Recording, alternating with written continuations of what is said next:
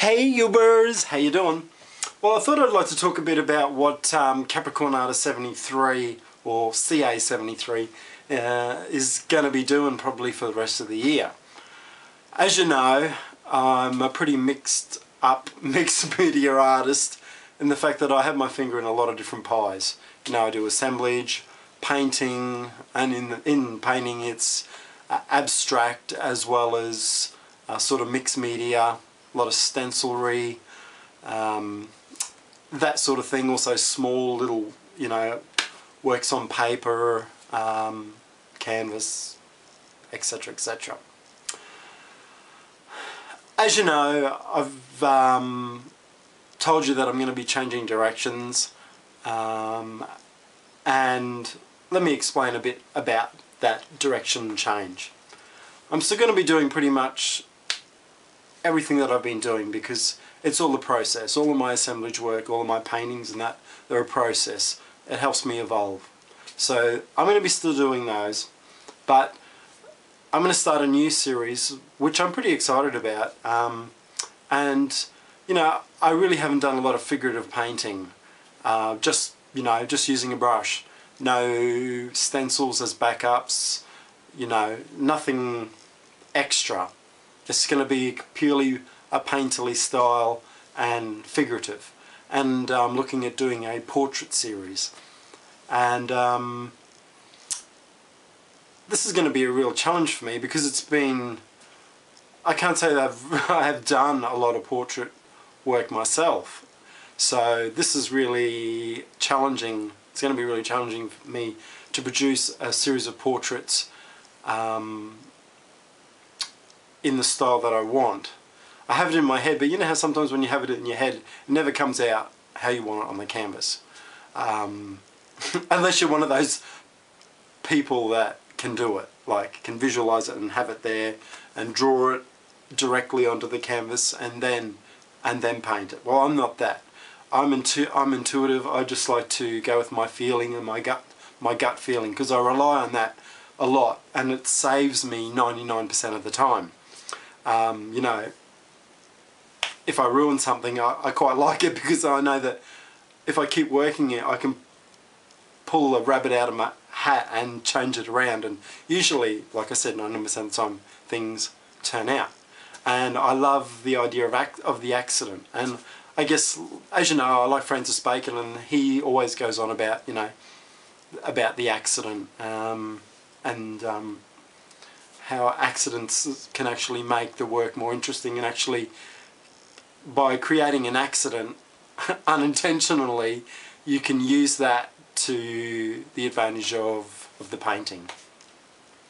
So I'm hoping to create a lot of unplanned happy accidents along the way and in this portrait series, and I'm taking you along, of course. So it'll be interesting to hear your feedback and your comment. You know, at the end of the day, it mightn't work. I might be hopeless, and they might turn out crap. But you got to try these things.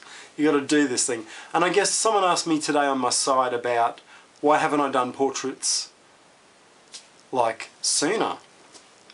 And my simple response was maturity. I don't think I've been mature enough to be able to do it.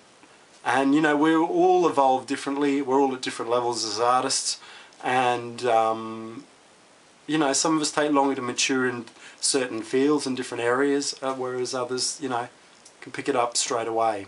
And I guess I haven't had enough experience to be able to, I'm not talking about drawing or painting experience, because I think I've got quite enough, but I'm talking about experience as in I haven't got a lot to work with from experiences in my life. I haven't had a lot to work with until recently, so I've got a lot of emotion to draw upon now, whereas before I had it, but it was a bit wishy-washy, but now it's focused.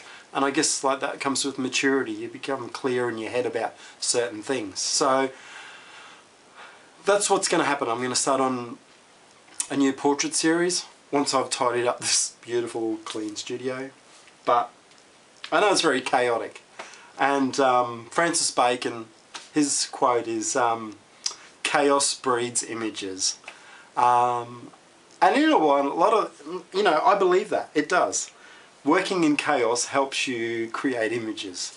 And if you saw his studio, it's like this, it's a complete dog's breakfast. It was just mess, stuff everywhere, paint up the walls. And that's good because it gives you a sense of ownership, I guess. And it's that sense of, you know, it's all yours. And it's ordered chaos in some way as well, because, you know, I know where 99% of the stuff is in this messy studio. But, you know, I see stuff on the ground where I get inspiration from, or, you know, so I guess in a way I understand that whole concept about chaos breeding images. So for those of you out there that have got a messy studio, that is your reason for keeping it messy. You can tell your loved ones. It's because I am breeding images with through the chaos. Yep. Alright. So that's it. I just wanted to update you briefly. I'd quickly like to finish by reading a bit from Interviews with Francis Bacon by David Sylvester, who is a famous art writer. And this book was written basically over 25 years of interviews between Francis and David Sylvester.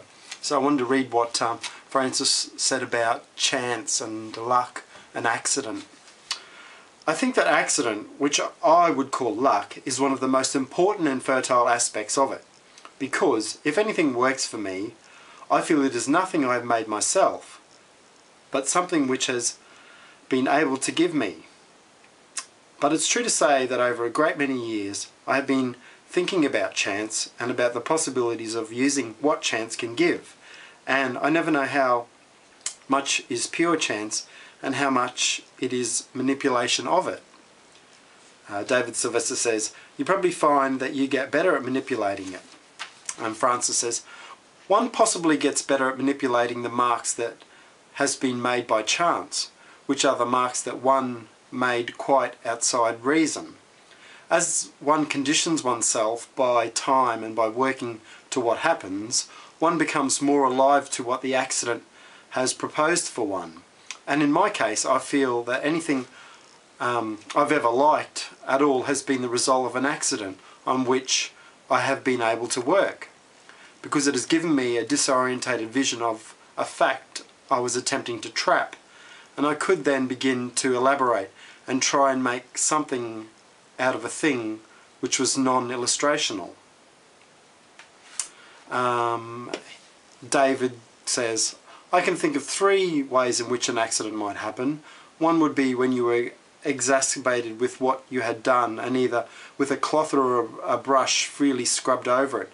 A second would be when you painted impatiently and made marks across the form and annoyance. A third might be when you painted absent-mindedly when your attention was wandering. And Francis says, or when you were drunk. Well, of course, all 3 or all 4 may work. They may or they may not. They generally don't, of course. David says, in what other way would an accident happen, or are those more or less the sorts of ways? Francis, I would say that those were the ways, but I think that you can make, very much as an abstract painting, involuntary marks on a canvas which may suggest much deeper ways by which you can trap the fact you are obsessed by. If anything ever works in my case, it works from that moment when consciously I don't know what I'm doing. Cool, huh? More to come. Later. Yeah, and by the way, I'm not shaving off my manly grizzly Adam beard until the snow melts, alright? Got it? Good. Later.